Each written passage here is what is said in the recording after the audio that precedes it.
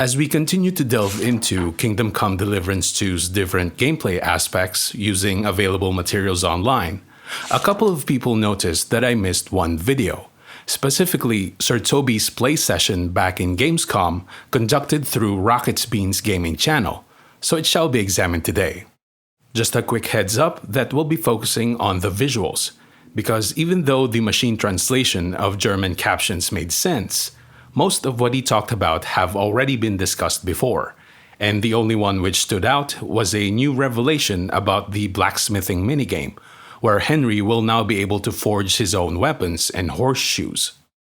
Despite of this, we have a handful of new observations to unravel regarding alterations to existing features, mostly comprised of those related to melee combat as well as stealthy activities. If you'd like to check out this Rocket's Beans video and all other references shown here, their links are available in the description. Let's get started.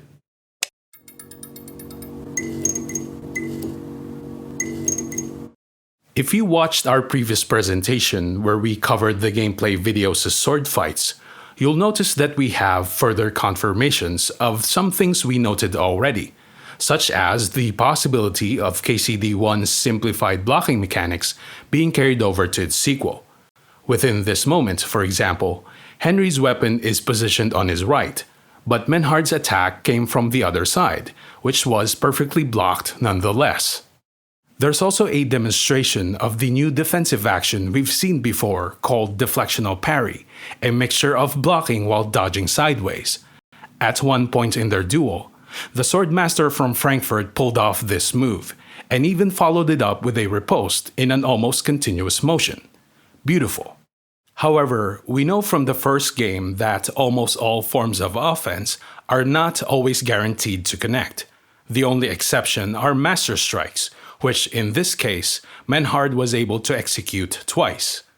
We can see here that it doesn't matter if an attack came from a riposte, nothing is safe from it.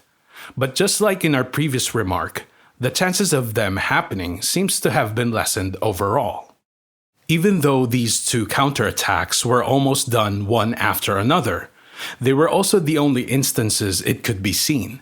Menhard wasn't able to master strike any of Sir Tobi's attacks when he unleashed a barrage of slashes, and we never saw anyone do it during the sanctioned mini-tournament. On the player side, it's most likely they're disabled because the blue cross swords icon seen in the previews, which I suspect are related to them, are missing here. And the same thing goes for combination hits actually. Even though the participants were all trained combatants, nobody demonstrated it even once. This is a real shame because, as we've talked about before, chain strikes will probably play a bigger role to the combat of KCD2.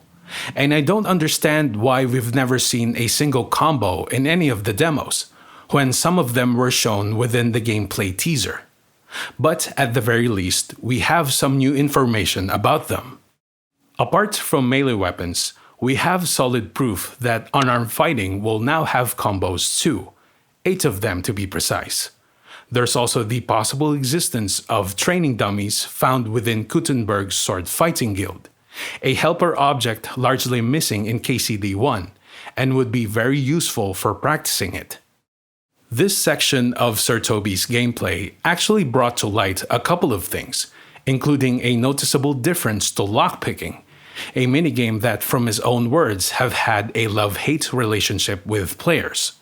We'll be checking those out next.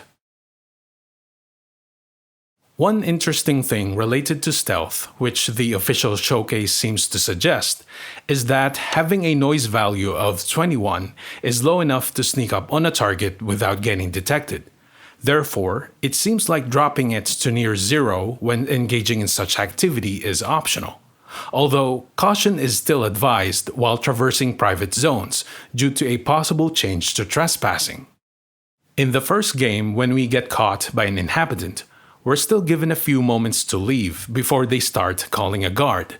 However, if the translation of its mini pop-up tutorial about trespassing is accurate, there will be no such safety window this time around, and it seems to corroborate what was mentioned in the IGN preview, where Henry was immediately assaulted after being spotted infiltrating the guildhouse.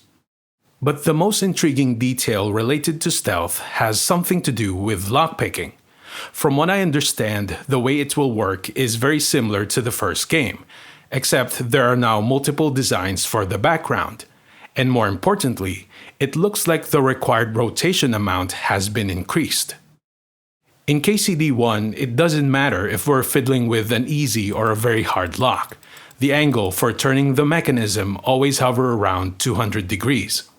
But in Sir Tobi's gameplay, this number has risen to 225 when he opened the second door, and all the way up just a little under 300 degrees upon bypassing the first one. What ends up happening here is there will be more room for mistakes to occur, and if the rules for a sweet spot's diameter in relation to difficulty hasn't changed, it means lockpicking in general will be more difficult. In addition, the challenge of selecting dialogue responses is now more complex because our options expanded, but it also comes with a potential benefit. We're very much aware of speech, charisma, and intimidation from the first game, while the English terms for these new ones are still uncertain as far as I know. For the sake of our discussion, I'm just going to label the helmet's icon as chivalry, this mouth with a split tongue as manipulation, and the crown with black fabric as domination. You'll notice there's a theme going on between these two rows. Those on top have a golden motif, while the trio underneath have darker tones, not to mention them being polar opposites of each other. So I assume this is the developers' way to easily segregate our options, depending on which character archetype is desired.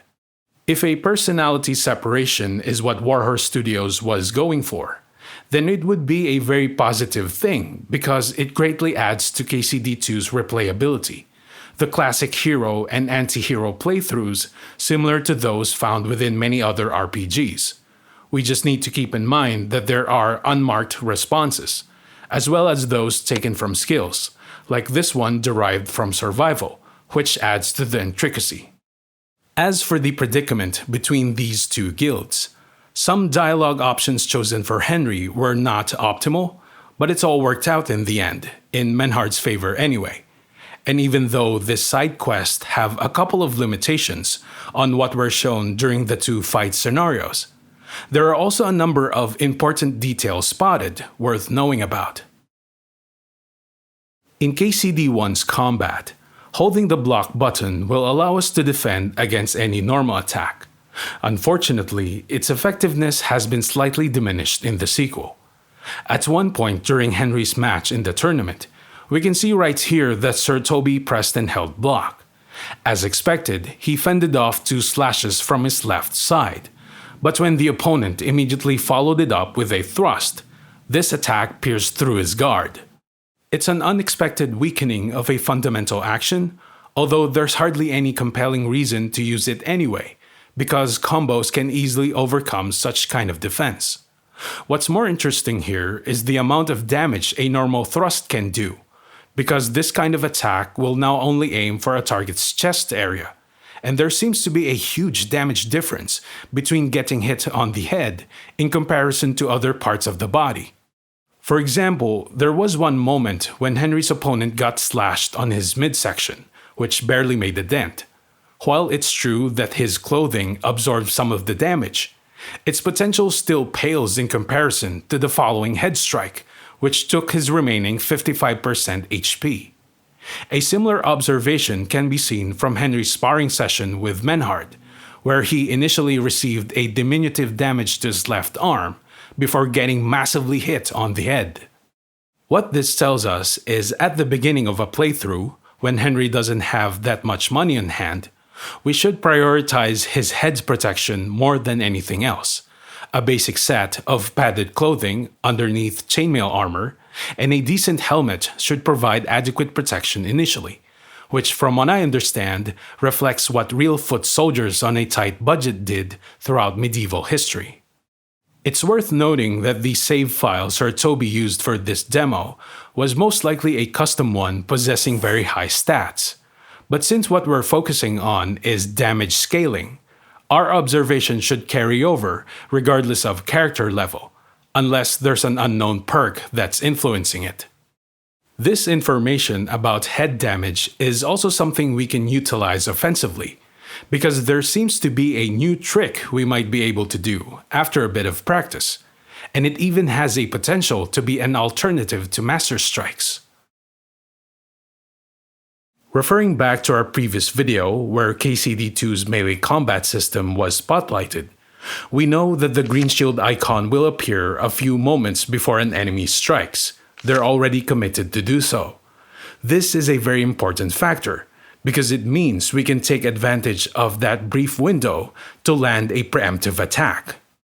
During Henry's face-off against Menhard, there was one moment where this is exactly what happened.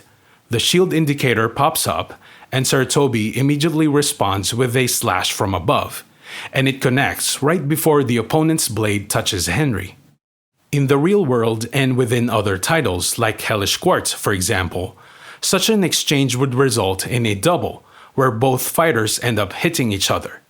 But in this game, taking damage makes characters flinch, which immediately halts their current action, so it's something we might be able to exploit. Of course, a fast reflex is required for this to work, otherwise our character will get hit first. And we can actually see this happen in the official showcase. When the player fought Dicer Zidina, they tried to do a slash from the right side, as indicated by a stamina drain, but their opponent's swing was already on its way, so Henry got tagged instead. A similar scenario happened during his fight against the Robed Alchemist, but because Henry was brandishing a longsword and his opponent was armed with a short one, it didn't matter if the player attacked just a hair late, their reach advantage ensured victory. So if it turns out that pulling off Master Strikes is now more challenging, landing preemptive attacks to an opponent's head would be a good close second we can try. A big thank you to these two who informed me about the existence of this Rocket Beans gaming video, because we certainly found a lot of new stuff to ponder on. And again, if you'd like to check it out, along with all the other references used here, their links are in the description below.